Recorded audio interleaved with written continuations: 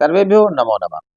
संस्कृत सीखो के YouTube पटल पर मैं प्राध्यापक कृष्ण वशिष्ठ आप सभी का हार्दिक स्वागत और अभिनंदन करता हूँ। आज हम इस वीडियो में संस्कृत और हिंदी व्याकरण के एक महत्वपूर्ण विषय कारक पर चर्चा करेंगे। पिछली दो वीडियो में हमने कारक की परिभाषा, कारक के भेद, कर्ता कारक, कर्म कारक और करण कारक, इन तीनों कारकों की परिभाषा और उनके उदाहरणों को जान लिया है, समझ लिया है। और आज इस वीडियो में हम संप्रदान और अपादान कारक को सरल करेंगे। तो आइए शुरू करते हैं संप्रदान कारक से।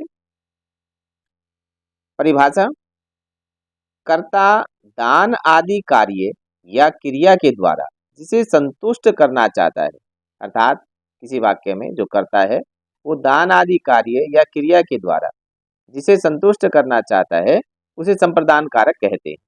और संप्रदान में चतुर्थी विभक्ति का प्रयोग किया जाता है। जैसे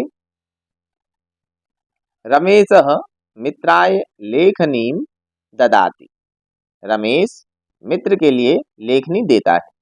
तो इस वाक्य में मित्र को लेखनी दी जा रही है, अतः यहाँ मित्राय में संप्रदान कारक है और संप्रदान कारक में चतुर्थी विभक्ति का प्रयोग किया जाता है।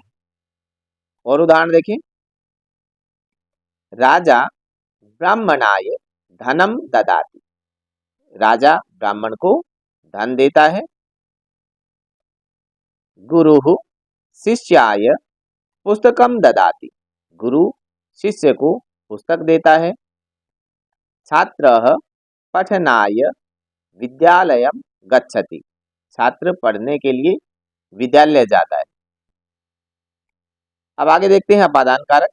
परिभाषा: जब किसी निश्चित स्थान से कोई वस्तु अलग होती है तो वह स्थानवाचक शब्द अपादान कारक कहलाता है।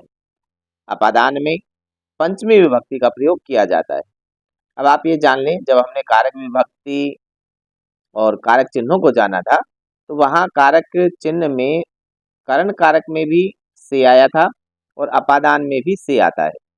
तो आप इसको समझें, जब किसी की सहायता की आवश्यकता होती है, जैसे कक्षा में अध्यापक चौक से बोर्ड पर लिखता है, तो चौक की सहायता से वो कार्य किया जा रहा है, तो वहां हो गया करण कारक।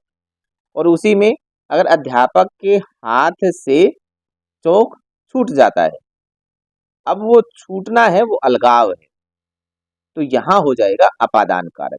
तो किसी निश्चित स्थान से कोई वस्तु जब अलग होती है तो वो जो स्थानवाचक शब्द है वो अपादान कारक कहलाता है और अपादान में पंचमी विभक्ति का प्रयोग किया जाता है। उदाहरण से इसे समझें, वृक्षात पत्राणि पतन्ति, यहाँ पत्ते जो हैं पत्राणि वे वृक्ष से अलग हो रहे हैं, अतः यहाँ वृक्षात में अपादान कारक है और अपादान में पंचमी विभक्ति का प्रयोग किया गया है।